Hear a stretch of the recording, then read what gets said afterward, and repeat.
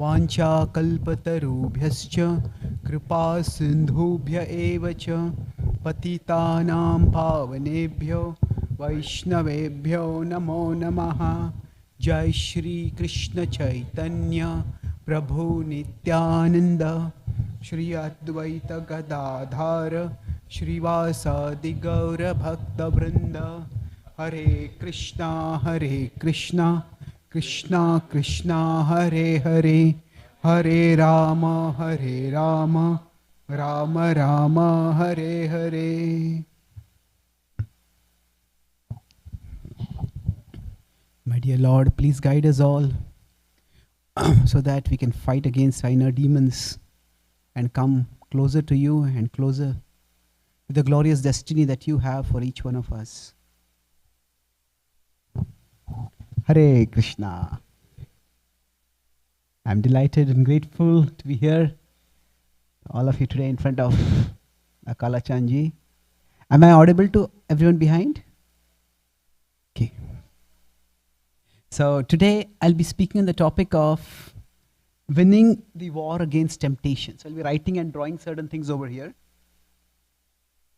We'll speak based on a verse from the Bhagavad Gita, 258. Let's start by looking at the verse. This is. So Krishna is telling over here. Is the verse visible to everyone? I'll explain the meaning and then we'll recite the verse. Okay. So Krishna is saying yatato. Yatato means to endeavor. Yatato ya api kaunteya. There are people who endeavor, who try. Oh Arjuna, let us recite this. Yatato yapi kaunteya. Yatato yapi kaunteya.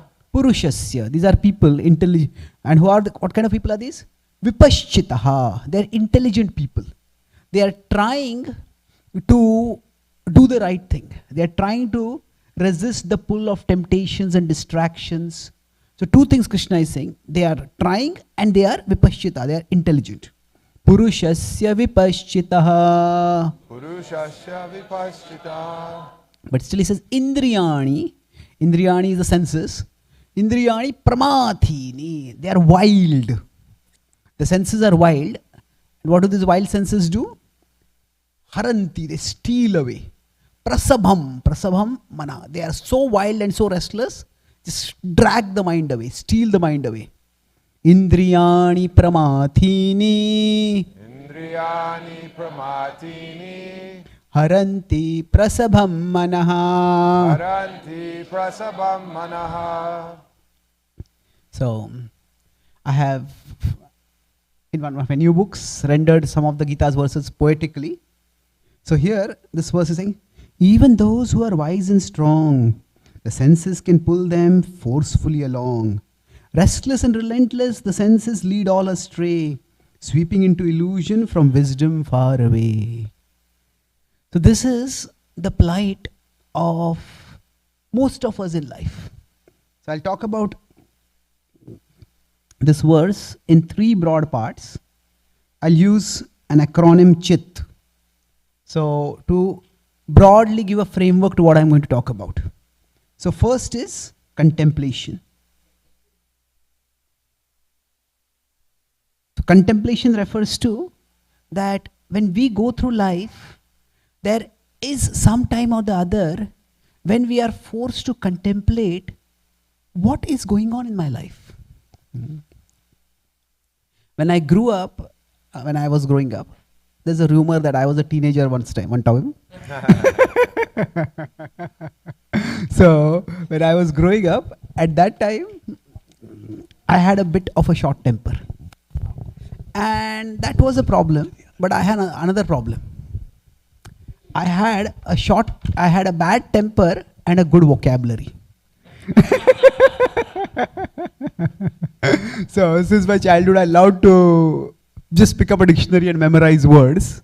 So what would happen because of this is that everybody gets angry at times. But when some people get angry, they just sputter in anger, just raise their voice, but what they speak is incoherent. And then we can understand this person is mad, but either they can't communicate properly and we think this person just has gone off the rails. But if somebody has a good vocabulary, then they can be articulate, but their articulation comes out as sarcasm. And they can really bite and cut. So, although I was a good person, at least I thought I was a good person, and normally I would be very polite and kind, but there were these few moments when I would get angry and I would just speak such words which would hurt others terribly. In the Greek tradition, they say anger is temporary insanity. So, it was at that time I started realizing that there is something inside me that works against me. See, for all of us in life, if we consider the journey of life, the first thing we understand is that anybody who goes through life, whatever be our philosophy, whatever be our religion, whatever be our culture, whatever be our upbringing, everyone realizes one truth sooner or later.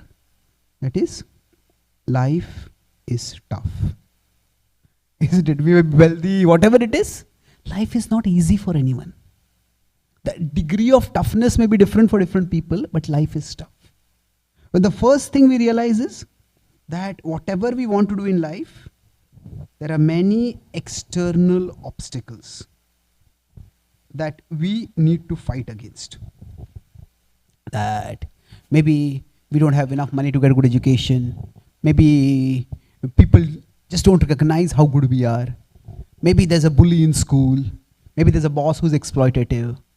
Maybe there is a sibling against whom we are always unfavorably compared. So there are externals we need to fight against. And everybody needs to do that. If we are not ready to fight against adverse externals, we will just be crushed. So this is the first realization that life is tough because there are external obstacles. And individuals are meant to work individually to try to correct that. But society also needs to be reformed so that the external obstacles can be minimized. Now, when I was growing up, since my childhood, I had a lot of faith in the power of education. So while I was studying, I also joined a social welfare organization where I was a leading part of their educational wing. So I would go to nearby slums and try to offer some free tuitions for the kids there. Slums are the Indian version of ghettos. So we would go there, and then when I would talk with those kids, so my hope is to take this same diagram in a different way, that in the journey of life, this is the obstacle, let's put it another way, that we want to open doors. If this is a door, if for people we can open doors, they can go to a better life. Now, opening doors could be, say, through education. Education opens doors. Then employment opens doors.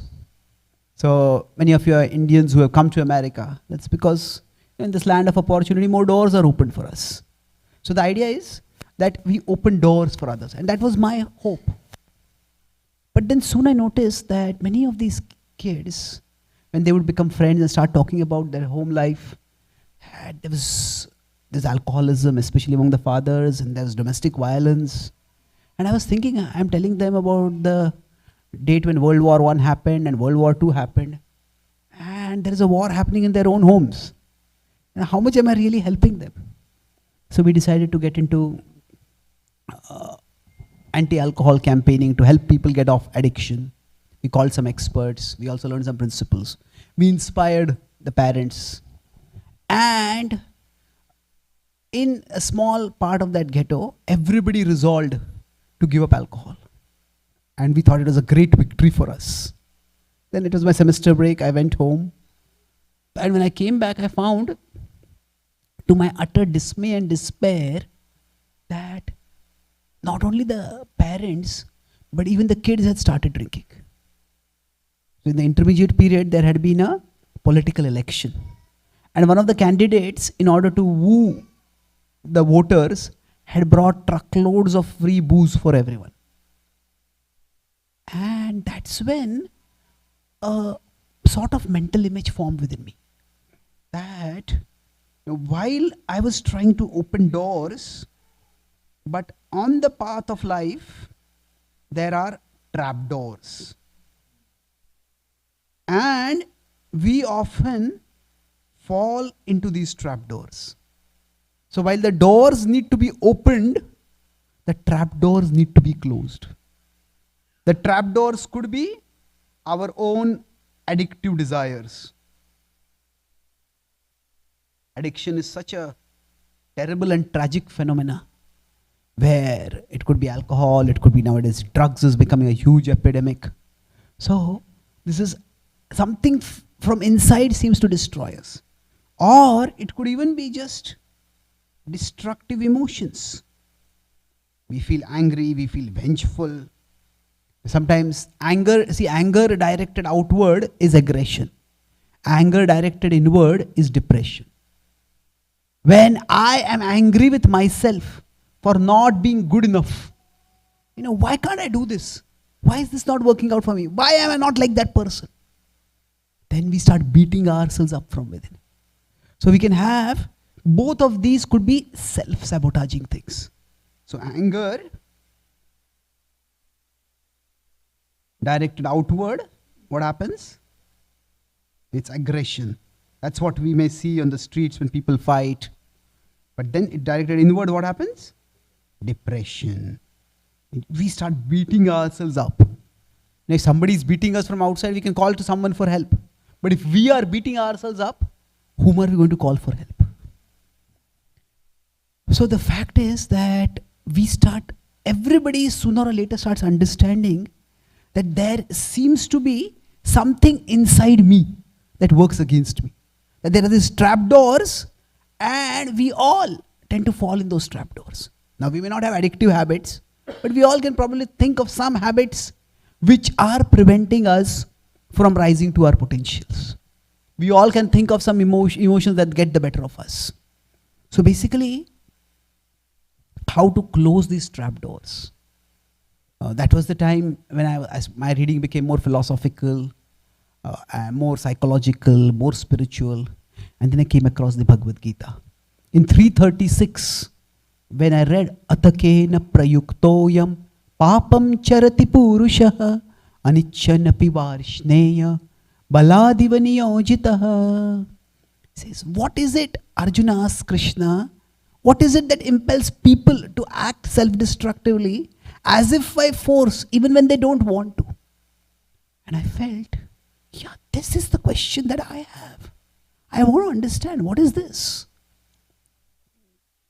So, going back to this particular image, when life is tough, see, there are external obstacles that are something which you have to fight against, but there is something inside us which seems to drag us down. And we need to fight against that also. And quite often, this fight against the internal sabotaging force is far more consequential than the outer obstacles. This is not to minimize outer obstacles, but we all have felt at some time or the other that, it's as if, am I my own enemy? Or at least there's something inside me which seems to be my enemy. Or this is something which is there across all traditions. So,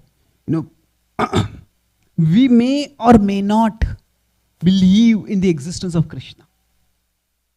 But everybody who has gone through life a little bit has to believe in the existence of Maya. Now, we may not call it as Maya, but the idea that there is something different from me, something bigger than me, that is trying to drag me down.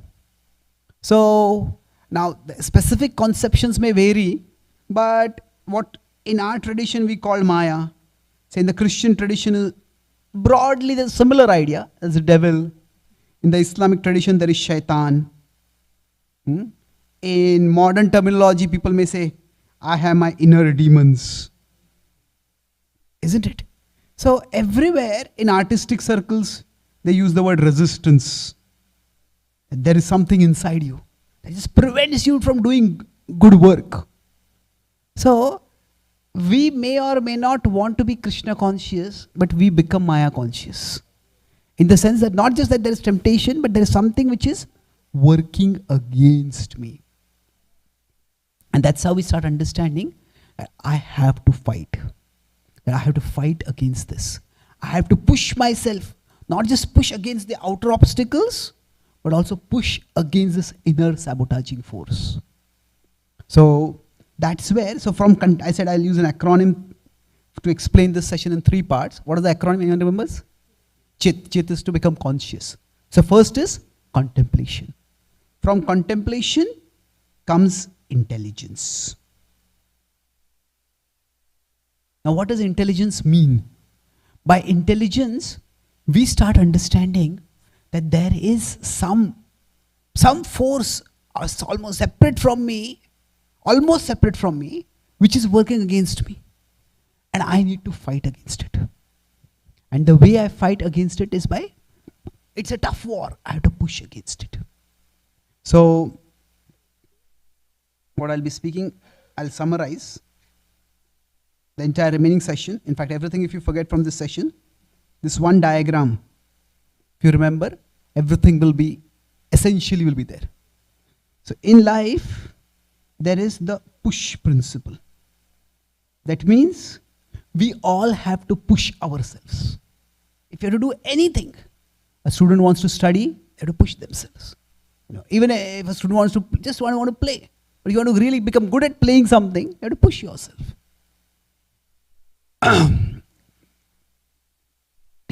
People, there's in romantic attraction. So people may fall in love, but you can fall out of love also. So that fall is involuntary. But if you really want love to last, you have to push ourselves. The test of love is not whether there is love at first sight. It is whether there is love after many sights. Isn't it? And that requires work. We have to push ourselves. So initially we might feel some overwhelming attraction towards someone. It could be hormonal, it could be whatever it is. But if we want a relationship, our mind is fickle. We'll just go. We're always looking for alternatives. And then if we want a meaningful relationship, we have to push ourselves. So now there could be push or there could be no push. Now, then I'll introduce one more principle later, but there is the pull principle. There is no pull and there is pull. Now what is the pull principle over here? That just as there is something which tends to drag us down and we have to push to rise above it. So now the Gita says, there is a higher reality. So the push principle comes from awareness of the power of Maya. That Maya is very strong, and if I don't push myself upward, I will be dragged down. It's like we are swimming upstream. And as soon as we stop swimming, we'll just swept down.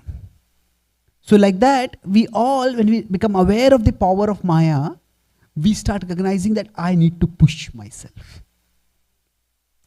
And then, sometimes, if you consider these 4 quadrants now, so the first quadrant is where a person is aware of the power of Maya. The pull principle comes from an awareness of the power of Krishna. I'll explain what this power of Krishna means, but let's look at it before we come to the power of Krishna.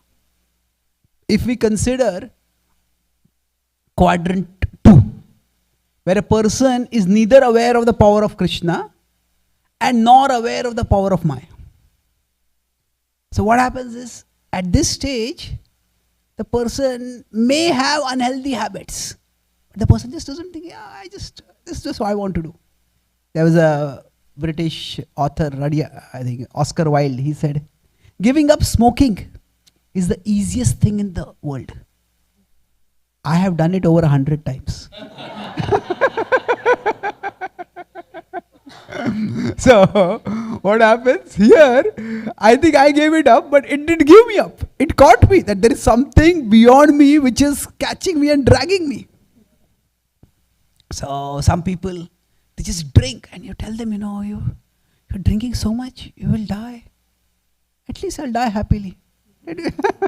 So here, if there is no understanding of the push or the pull principle, the person goes on peaceful self-destruction. So that person is destroying themselves, but they're not even aware of it. Yeah, this is just the way it is. Now, on the other hand, there are some people who start recognizing that there is this thing inside me which is destroying me, and they try to fight against it. Now there is an awareness of the power of Maya, the power of illusion, the power of deception, the power of the devil, whatever we want to call it. But at this stage, if there is no awareness that there is some higher power beyond this, then this can often lead to hopeless.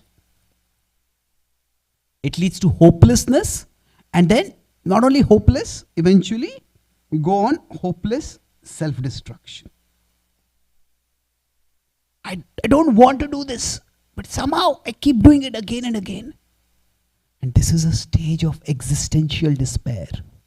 Now, we all experience despair at times in life. That we try to achieve something, it doesn't work.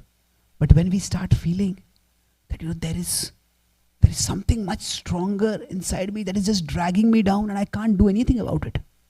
I tried and tried and tried, and I just don't seem to be able to overcome this. So it can lead to a lot of hopelessness. And this is a dark state to be in. Now, many people who are serious about trying to overcome addiction, if they are addicted to something, they recognize that the addiction is almost like a monster or some kind of deadly being. Krishna also uses the word here as enemy. That he uses the word karma. Karma can be translated as lust, but broadly the analysis is such that it is any self-destructive desire. So the overall theme is that we all have inside us something that will destroy us. And acknowledging that there is this thing which is very powerful. Some people may have this force much stronger and they can become hopeless. Others may not have that much strong and they may not realize it that much. But sooner or later, we all come to this point where, why did I do that? Why did I speak like that? What was I thinking? We may ask, what was I thinking? And somebody says, you were not thinking. That's the problem. But it's not that simple. We will say we were not thinking, but we were thinking something. It was what we were thinking was foolish. What we were thinking might be irrational. But something was going on inside us.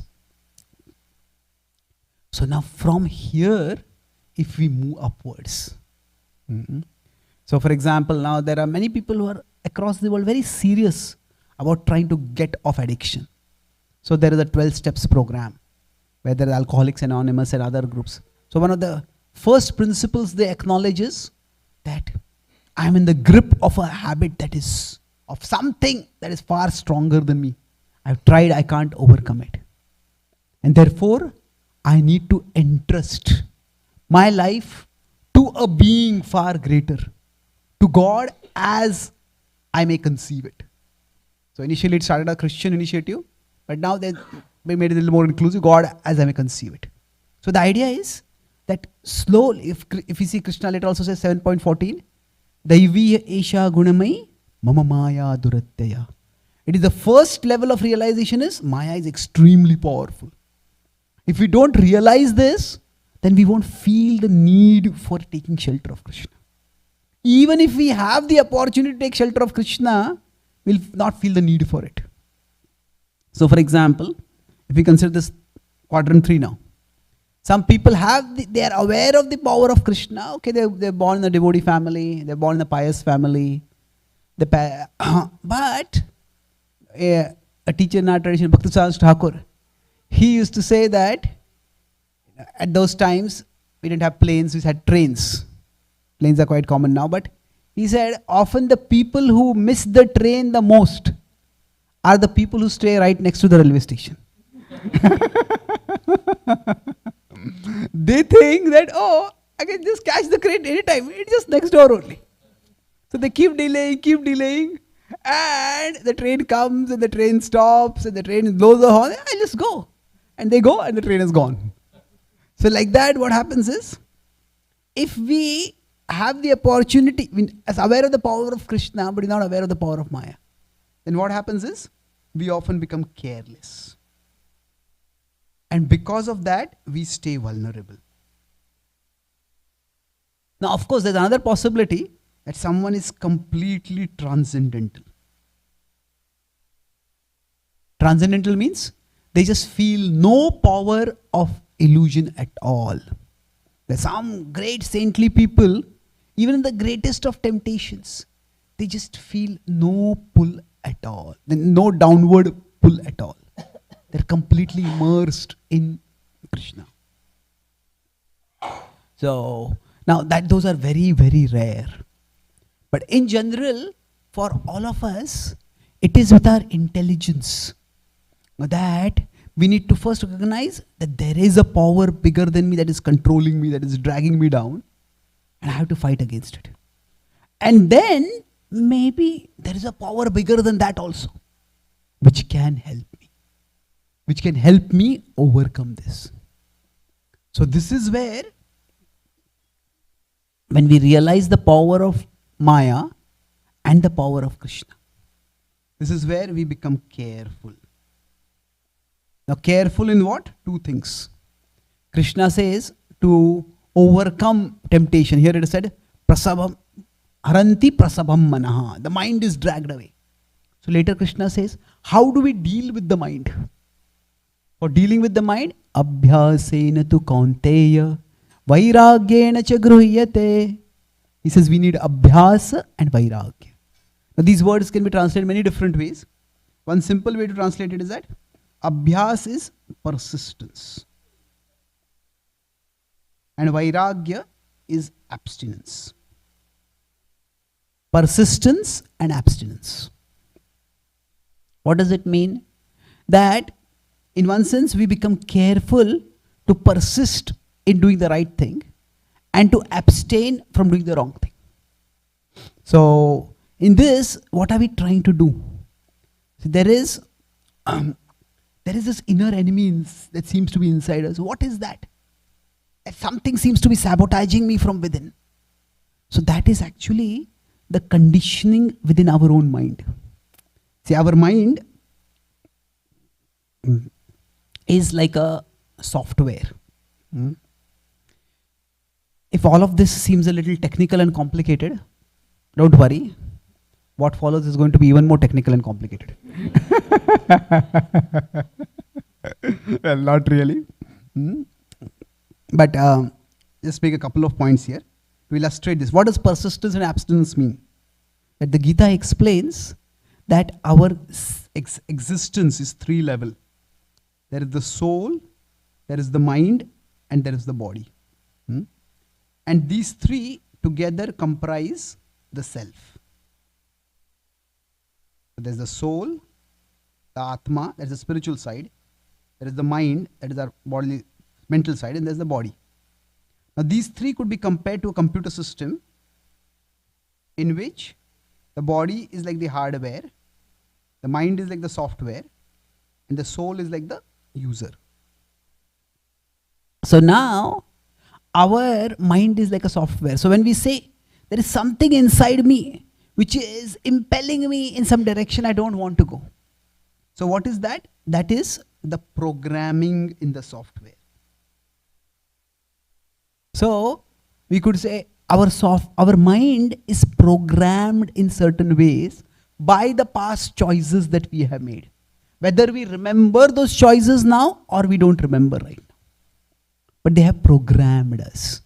So to understand this idea of programming, let's compare this, the mind as a software, to a browser.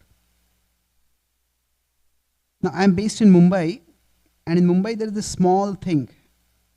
Have any of you heard of this? So So suppose somebody has visited a website called Bollywood.com. Maybe they visited 5 times, 10 times, 50 times. And then they come to a spiritual talk like this and they hear about the Bhagavad Gita. Now they want to know, hey, all this sounds very interesting. I want to learn a little bit more about the Bhagavad Gita. So then they open their browser and they want to know more about Bhagavad Gita. And they type B. And what happens? Did they want to go to Bollywood.com? No. So why did it go there? That is the inner demon. No, what happens is our mind is like a browser and it stores the history from the past. And whatever we have done in the past, the mind offers us as an autocomplete. Let's do it now. So the slightest prompt, so just like letter B comes, it'll offer us autocomplete Bollywood.com. So like that, whenever we feel down, if our tendency is just pick up our phone and start scrolling, look for some dopamine hit. Then whenever we have some time, and whenever we don't have some time also, our tendency will just go to the phone. So it is as if there is something inside us which is pushing us. But what is that? That is our own programming. And the programming has come by our own past actions. So this programming, it is in Sanskrit called as samskar. So the kind of programming that has happened to us, that is stored inside us and that pushes us towards certain choices. So the samskar can be written in English as samskar. We all have some scars inside our psyche. And those scars, what they do, they distort the direction in which we want to go. So now, if somebody has visited Bollywood.com 50 times, and now they want to go to Bhagavad-Gita.com, they type B, and what happens? Bollywood.com comes. Why? Because that's what they have visited before. A small trigger, and that's what comes up. But if they have visited Bollywood.com not 50 times, 500 times, or 5,000 times, then Bollywood.com becomes their homepage itself. They don't even have to type B, they just open the browser and Bollywood.com comes. So that is the state of addiction. It's a complete addiction. It's alcoholic. What happens is, I'm not on to pile on alcoholism, I'm just giving that as an example here, that somebody will be such an alcoholic that as soon as they wake up in the morning, the first thing is, where's my drink? And when they sleep also, the bottle is next to them. And then they go to sleep. So as soon as the browser of the mind opens, okay, drinking. Till the browser shuts down automatically. Drinking, that's all that is there. So that's the stage of addiction. Now, if Bollywood.com has come as the autocomplete, then can they still go to Bhagavad-Gita.com? Yes, how? They have to type. In this case, they have to make that choice. So it is, they have to type 12 letters.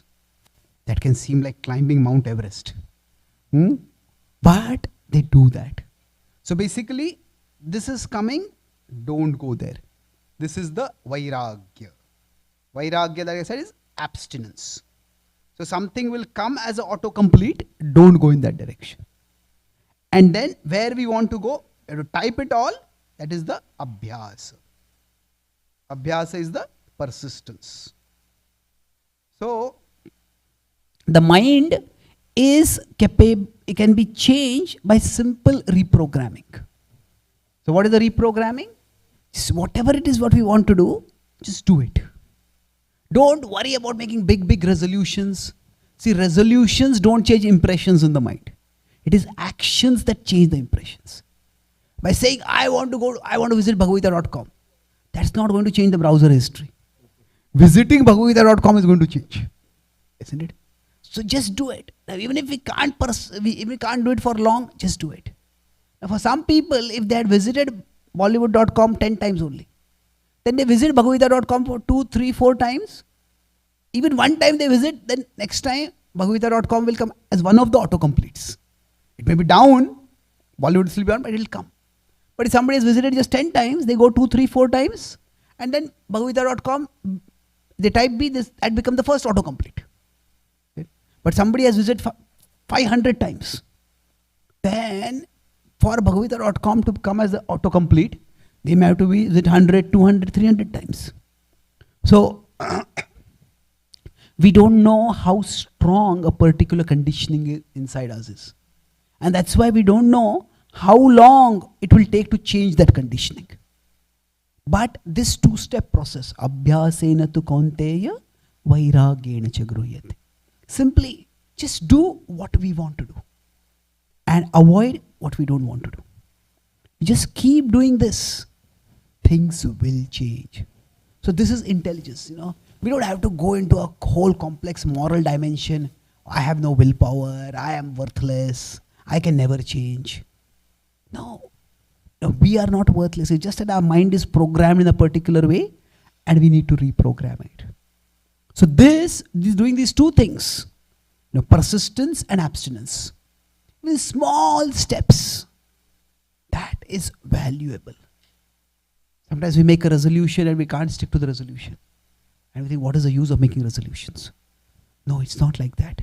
For whatever time we stuck to the resolution, a fresh impression has been formed in the mind. Even if we relapse after back, doesn't matter. Pick yourself up and start doing. Start doing it again. So now these two, persistence and abstinence, these two comprise from our side the push principle. We are pushing our mind away from where it wants to go by default, and we are trying to push it towards a better option, towards a higher option.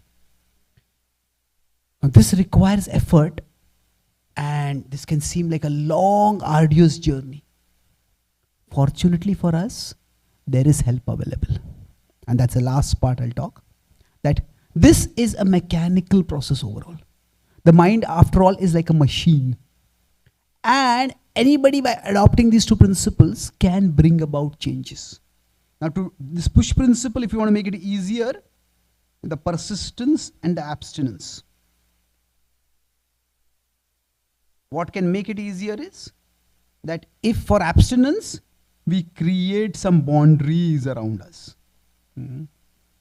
Boundaries are some ways in which we make abstinence easier.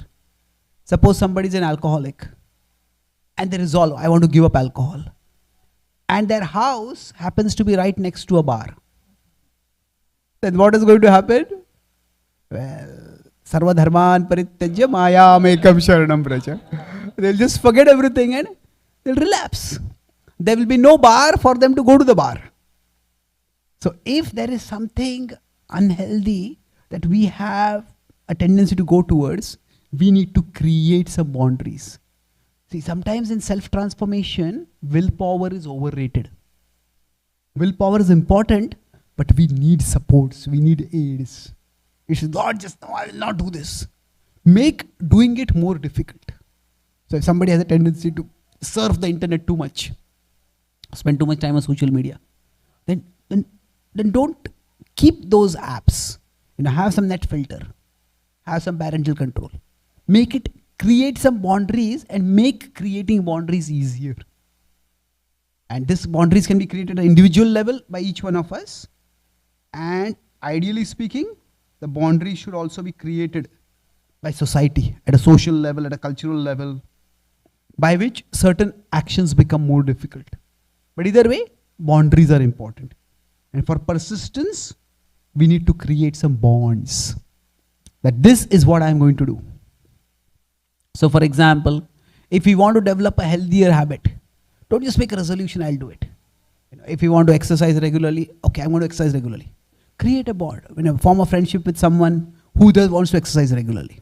If you want to meditate regularly, if you want to chant Hare Krishna mantra regularly, maybe plan to come in a group where everybody is chanting attentively. And maybe all of them we come in the morning at a particular time and we start functioning. So what happens by that? That bond is formed.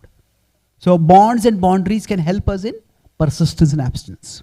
By both of these, we are applying the push principle. Now that brings me to the last part. That is finally is the pull principle. The push principle is what? Basically, I am here and I am pushing myself upwards. The pull principle is that there is Krishna, there is a divine reality above me, and that divine reality can pull me up. So, if we consider the metaphor of space travel, if this is the earth, now around the earth is its gravity pull. And if a satellite wants to be launched from the earth, then what is required is, if the satellite is to go up, it has to require push. And that push is required more and more and more till it goes out of the gravity pull. So for all of us, this push will be required till Bollywood.com is there in our browser history. So now how big will be the gravity pull? It will vary for different people. But the gravity pull is there. So we need to push, push, push. And sometimes it can seem to be an interminable journey. But to expand this metaphor, this is the earth. This is the earth's gravity pull. And say, here there is a bigger object. Here there is the moon or Mars or whatever. There's a planet. And there is its gravity pull. So what happens is, when the object enters into its gravity pull, then what will happen? It will experience a pull over there. So for us, in our spiritual journey, this is like the earth. This is the material level of reality. This is the material world. And this is Krishna. This is the higher reality. Now there are some spiritual paths which say that we have to push, push, push. And by pushing, we get out of the gravity pull of the material world. And then eventually we will come to Krishna. So in 15th chapter, Krishna talks about this initially. First he says that asanga shastrena drudhena chitva. Says with the power of detachment, overcome all that is binding you to this world. And then after that, tatah padam tat parimargitavyam yasmin gatana nivartanti bhuya tameva chadyam purusham prapadye yata pravritti prasruta purani. So after we have got ourselves pulled out of that self-destructing force from inside, then we find out what is the ultimate purpose of life. Is there some ultimate reality? We explore that. Now, that is, here push and pull are two distinct stages. Push, and then here is the pull. Pull is already shown. So, but in the tradition of Bhakti Yoga, it is said that God doesn't just exist far away. That God who is far away also comes close to us. He comes close as the deities. He comes close in our heart as the Paramatma. He manifests himself as his holy names. So it is like, this is the earth. So this is, say, some sense object towards which we are attracted. And say around it, this is its gravity pull. But Krishna is so kind that Krishna comes here and Krishna brings his gravity pull with us. So Krishna manifests for us in this world. And now of course Krishna is much bigger. So we're only depicting him over like this. So now what happens is, when Krishna comes to this world, Krishna comes and he has his gravity pull. So sometimes we might be within the pull of the material objects, but still we can put ourselves in Krishna's gravity pull. So this is the pull principle. When the pull principle manifests, it's like I am trying to delete Bollywood.com from my browser history. But our mind is like a device. Sometimes, you have been provided a laptop by your computer and you have limited rights on it. So you can't install something, maybe you cannot do this, you cannot do that. So our mind is like that. That we can't change our mind too much. So slowly, mechanical process, we can do it.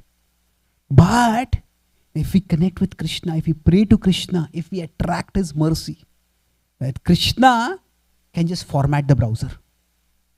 Krishna can just clean the slate of the mind. And when that happens, then we'll find that pull principle becomes so powerful.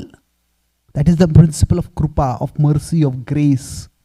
That the things which were dragging us down previously, we no longer feel attracted by them.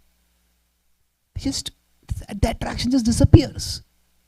Before that, in this verse that I started with, yatato yapi kaunteya, it's talking about a person is trying to push oneself upward, but the force is too much down. They're dragged down. It's intelligent and endeavoring, but it's still not working. So this stage, I said the acronym is called Chit. T is transcendence. When we ourselves experience transcendence, we experience a higher joy, a higher meaning, a higher purpose in our life. We gain that conviction.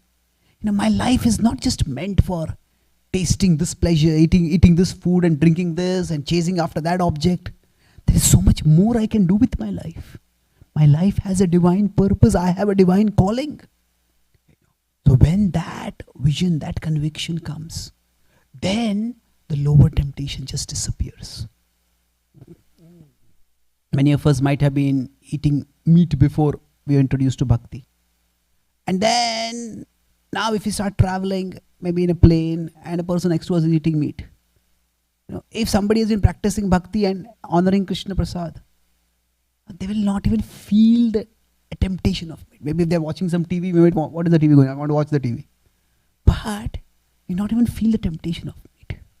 We don't really know whether there is a higher taste in Krishna, but there is a higher taste in Krishna Prasad. So what has happened is the pull has become so strong that downward gravity pull is not felt at all. So we all can look back in our lives when we have experienced this divine pull. When by our spiritual practices, something that was dragging us, we no longer feel that drag.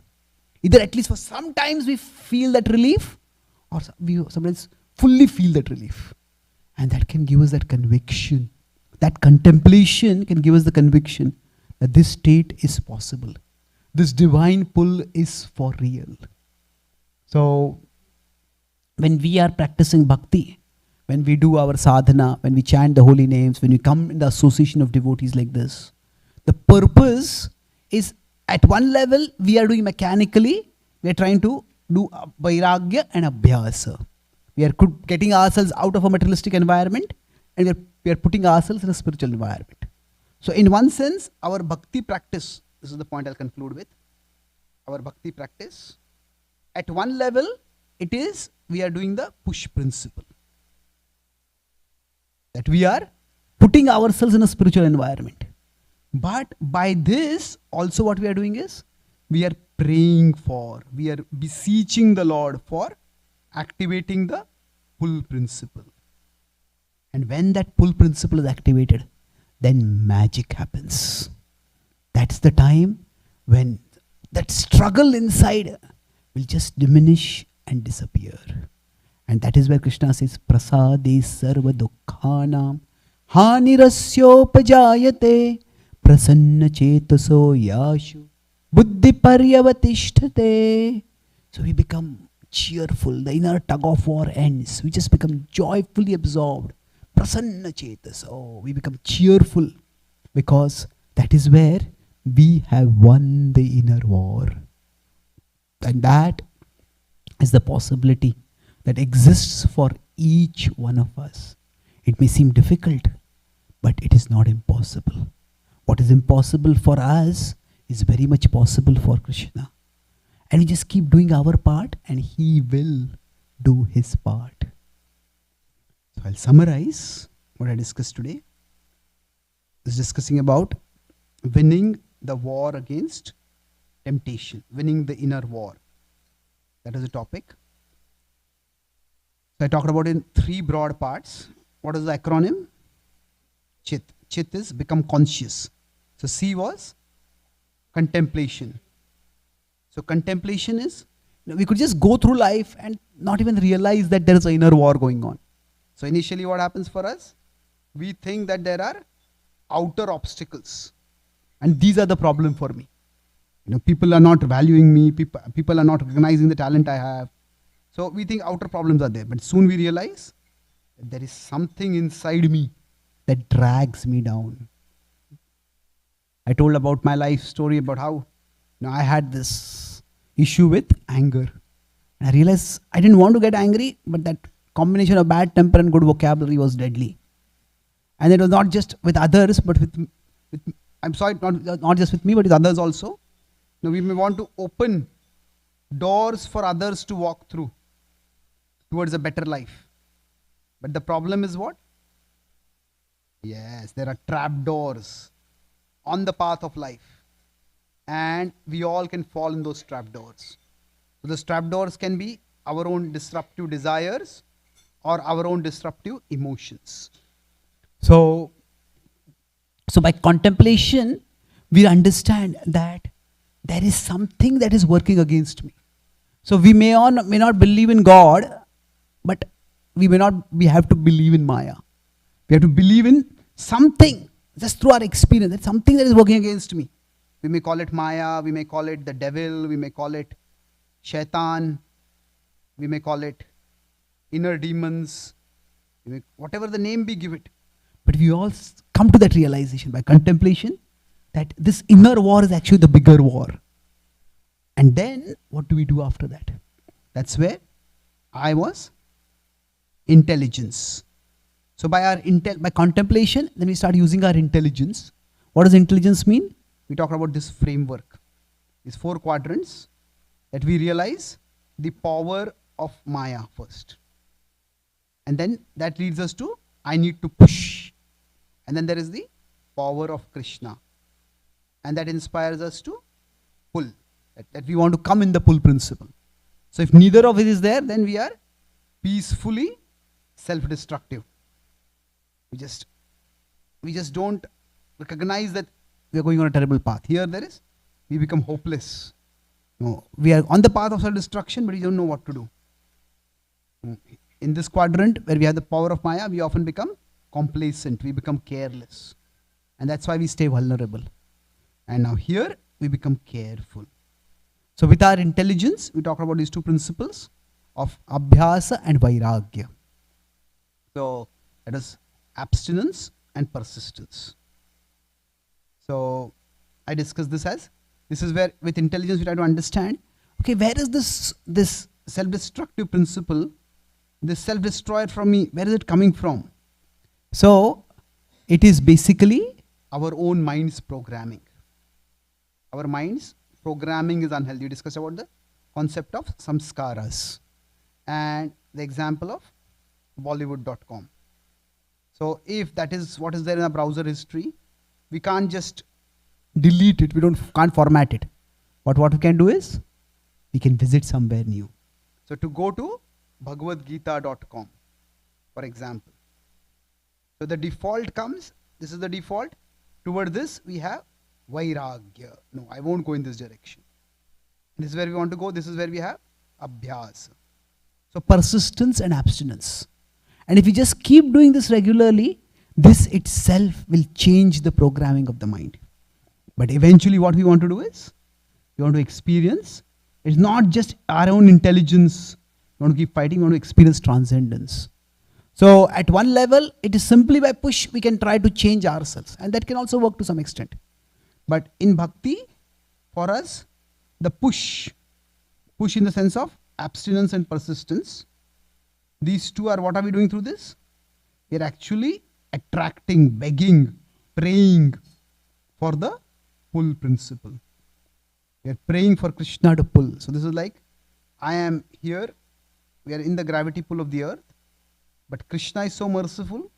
Krishna comes and manifests his gravity pull while we are here in the material world also. While we are caught with some sense object, some object of temptation, even there itself, we might be here within its gravity pull. We might be very much within its gravity pull. So we are trying to push ourselves up, but Krishna's gravity pull comes here. And from here, it pulls us up. So we keep pushing, waiting for Krishna to manifest his pull. And we can remember where some craving which we had earlier has just decreased or disappeared. Maybe it was with respect to meat or whatever. And that can give us faith that that pull principle is real. It has really worked in my life and it will work in my life in the future. In this way, we all can keep our faith and keep moving forward in our lives. So going back to this verse, this is, even those who are wise and strong, the senses can pull them forcefully along. Restless and relentless, the senses lead all astray, sweeping into illusion from wisdom far away. So this is from my latest book. This is inspired by prayers inspired by Bhagavad Gita. So I'll just read this prayer quickly and we'll conclude this. I need you the most, O Lord, whenever I feel that I need you the least. See, for most of us, we are not in this quadrants 1, 2. We are most likely in the quadrant 3. We have the access to the pull principle, but we often become complacent. Especially if we become a little purified, we may not feel any major self-destructive force within us. So we don't feel the need for Krishna, but we actually need him the most. My dear Lord, as long as I don't recognize the power of illusion, I will not feel the need for your mercy. So,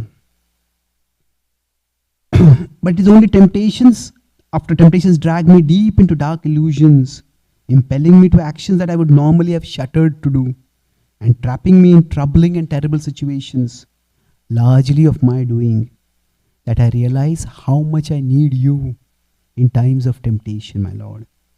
In those moments, I need you as my Savior, especially because those are the times when I feel that I don't need any Savior. See, what happens when there is trouble, when there is some external problem, we feel, I need God, maybe I can't solve this problem. But when we are in the grip of temptation, we think I'm enjoying. I feel, what's wrong with this? So that is the time when we need help most, and that is the time we feel the need for the help the least. And that's a terrible situation to be in. And that's why in advance we need to pray. Bless me, O Lord, with the intelligence so that I can remember that I need you the most whenever I feel that I need you the least. Shri Krishna Bhagwan ki, Srimad Bhagavad Gita ki, Shri Prabhupada ki, Jai Gaur Premanande. So much of what I spoke today, as I mentioned, is in this book. This is prayers inspired by Bhagavad Gita. So each chapter has one beautiful picture of Krishna, one summary prayer, one verse from the Gita rendered poetically, and a prayerful reflection. This we can use in our daily meditations to try to, during our japa, as a japa guide or a japa inspiration. It could also be time when we feel down in our life. We could read this and see there are about 122 prayers, whichever prayer inspires us. Or it could also be a prayerful study of the Gita. This is also another book, Gita for the CEO. This is basically a book which also has simple diagrams and illustrations like I was drawing. It is explaining how the Gita is not just a book for spiritual growth, but its spiritual principles can help us to grow in all areas of life. Arjuna was a great devotee, but Arjuna was also a great archer. So I've drawn 10 principles from the Gita, how to be resilient, how to be sensitive in our speech, how to become an effective team player, how to be a visionary, how detachment can actually be a power in staying cool amid provocative situations and tense situations. So this book is also available, and if any of you want, after the session, I'll be there for question answers as well as for signing the books. Thank you very much. Hare Krishna. Srila Prabhupada ki jai. Let's give His Grace Chaitanya Charan Prabhu a big Hari Bo. Hari Bo.